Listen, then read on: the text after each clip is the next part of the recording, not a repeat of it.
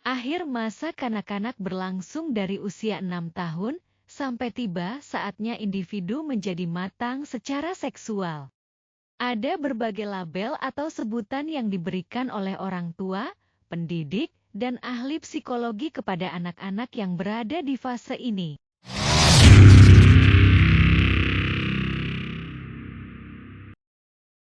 Bagi banyak orang tua, akhir masa kanak-kanak merupakan usia yang menyulitkan, suatu masa di mana anak tidak mau lagi menuruti perintah, dan di mana ia lebih banyak dipengaruhi oleh teman-teman sebaya daripada oleh orang tua dan anggota keluarga lain.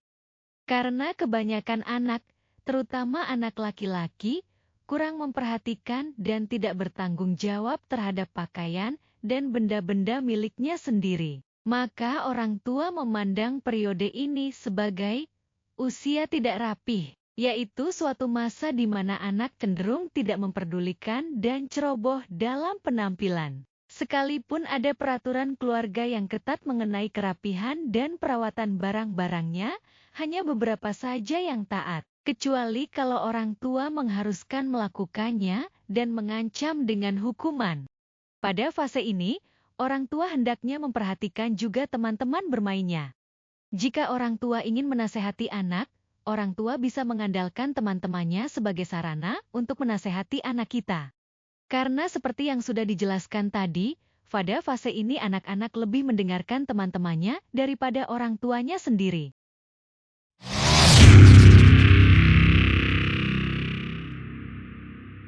Para pendidik melabelkan akhir masa kanak-kanak dengan usia sekolah dasar. Pada usia tersebut anak diharapkan memperoleh dasar-dasar pengetahuan yang dianggap penting untuk keberhasilan penyesuaian diri pada kehidupan dewasa dan mempelajari pelbagai keterampilan penting tertentu, baik keterampilan kurikuler maupun ekstrakurikuler.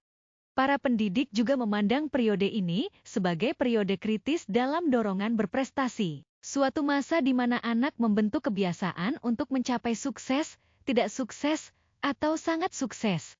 Sekali terbentuk, kebiasaan untuk bekerja di bawah, di atas, atau sesuai dengan kemampuan cenderung menetap sampai dewasa. Telah dilaporkan bahwa tingkat perilaku berprestasi pada masa kanak-kanak mempunyai korelasi yang tinggi dengan perilaku berprestasi pada masa dewasa. Dengan demikian, pada fase ini kebiasaan-kebiasaan anak mulai dibentuk yang nantinya kebiasaan ini akan melekat pada diri anak.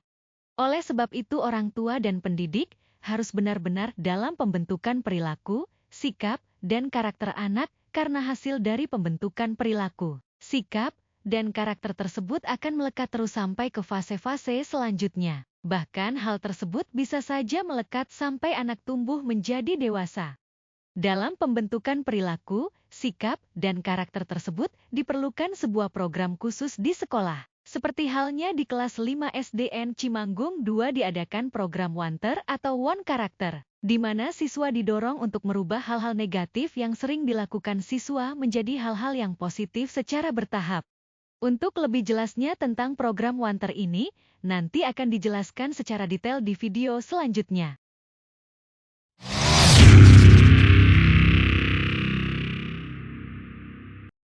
Bagi ahli psikologi, akhir masa kanak-kanak adalah usia berkelompok, yaitu suatu masa di mana perhatian utama anak tertuju pada keinginan diterima oleh teman-teman sebaya sebagai anggota kelompok, terutama kelompok yang bergengsi dalam pandangan teman-temannya.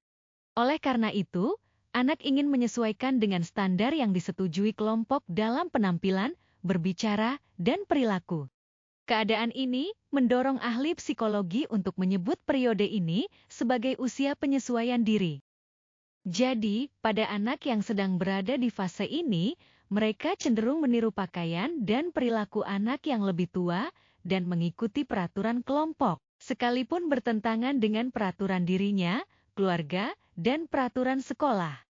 Maka dari itu, ketika kita ingin merubah sikap atau perilaku negatif anak-anak kita, maka kita juga harus merubah sikap atau perilaku anak-anak lain yang berada dalam kelompoknya, terutama ketua kelompoknya, atau orang yang dianggap paling menonjol di dalam kelompoknya.